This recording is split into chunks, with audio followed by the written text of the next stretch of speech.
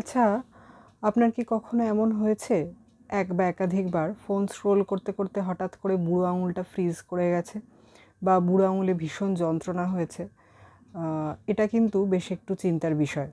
কারণ অনেক ক্ষেত্রেই দেখা যাচ্ছে যে অতিরিক্ত স্মার্টফোন স্ক্রোলিংয়ের ফলে আমাদের বুড়ো আঙুলে ট্রিগার ফিঙ্গার হচ্ছে।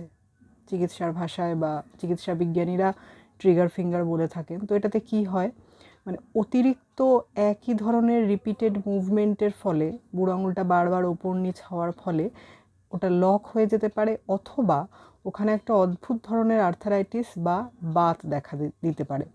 সেটাকে বলা হচ্ছে ট্রিগার ফিঙ্গার।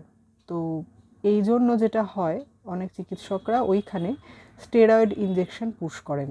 করলে ব্যথা কমে, ইনফ্লেমেশনটাও কমে যেটা ভিতরে ভিতরে হচ্ছে। তো এবার এটা থেকে মুক্তি পাওয়ার উপায় কী? মানে আমাদের তো এখন ফোন স্ক্রোল করতেই হয়, আমরা অনেক সময় ফোনে লেখালেখিও করি, অনেক কিছু নোট নিই কিপ নোটসের মধ্যে বা গুগল ডকুমেন্টসের মধ্যে, তো আমাদের স্ক্রোল করতেই হয়। এখানে যেটা ডাক্তাররা বলছেন রেমেডি হিসেবে, সেটা হচ্ছে অতিরিক্ত স্ক্রোলিং করে আমরা যে রিল দেখি অনেক সময়, সেটা না করতে। মানে ধরুন আপনি কিছু একটা পড়ছেন বা কিছু লিখছেন, তখন কিন্তু খুব বেশি বুড়ো আঙুলের একই ধরনের মুভমেন্ট হয় না, রিদমিক মুভমেন্ট হয় না। একমাত্র সেটা হয় যদি আমরা কন্টিনিউয়াস স্ক্রোলিং করি এবং রিল দেখি, বা ফেসবুকে বা হোয়াটসঅ্যাপে খালি তুলে যাচ্ছি বুড়ো আঙুল দিয়ে। আর একটা হচ্ছে একাধিক আঙুল ব্যবহার করা, মানে শুধু বুড়ো আঙুলটা নয়, অন্যান্য আঙুলও মাঝে মাঝে ব্যবহার করা, তাহলে বুড়ো আঙুলটা মাঝে মাঝে রেস্ট পাবে এবং এই ক্ষতিটা কম হবে।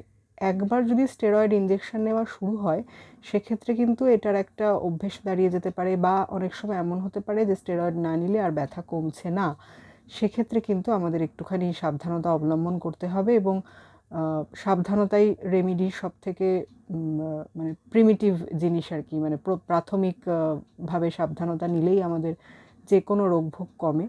তো এক্ষেত্রেও আমরা যদি একটু সেন্সিটিভলি স্ক্রোলিং করি বা লেখালেখির সময় বুড়ো আঙুলটাকে মাঝে মাঝে রেস্ট দিই, বা কন্টিনিউয়াস জিনিসটা না করে যাই, কিছুটা সময় করে দিনের মধ্যে আমরা ডিজিটাল ডিটক্সিফিকেশান করি, যেটা সব সময় সমস্ত লোকজনই বলে আসছেন, যারা চিকিৎসা বিজ্ঞানী, যারা সায়েন্টিস্ট, সবাই বলে আসছেন যে কিছুটা সময় যদি আমরা ডিজিটাল ডিটক্সিফিকেশান করি, তাতে আমাদের মন এবং শারীরিক, মনের তো বটেই, ব্রেনের ওপর এফেক্ট নিয়ে আমি আগে বলেছি মোবাইল থেকে কী কী এফেক্ট হয়, এবং আঙুলের যখন এই জিনিসটা হচ্ছে, এই ট্রিগার ফিঙ্গারের ব্যাপারটা, সেইটা কিন্তু অনেকাংশে কমে যায় যদি আমরা সাবধানতা অবলম্বন করি এবং কন্টিনিউয়াস স্ক্রোলিংটাকে কমাই। তো আজকে এই ছোটো অভিজ্ঞতাটা শেয়ার করলাম, কারণ আমার আশেপাশে অনেকেই এরকম একাধিক মানুষ আছেন যাদের এই স্টেরয়েড ইনজেকশন নিতে হয়েছে। তো এটা খুব একটা ভালো জিনিস নয়। তো একটু সাবধানে থাকলে এই জিনিসটা কিন্তু আমরা অ্যাভয়েড করতে পারবো। সবাই ভালো থাকবেন। পরের পর্বে মেধার চ্যাট বক্সে আবার ফিরে আসবো নতুন কোনো বিষয় নিয়ে। নমস্কার।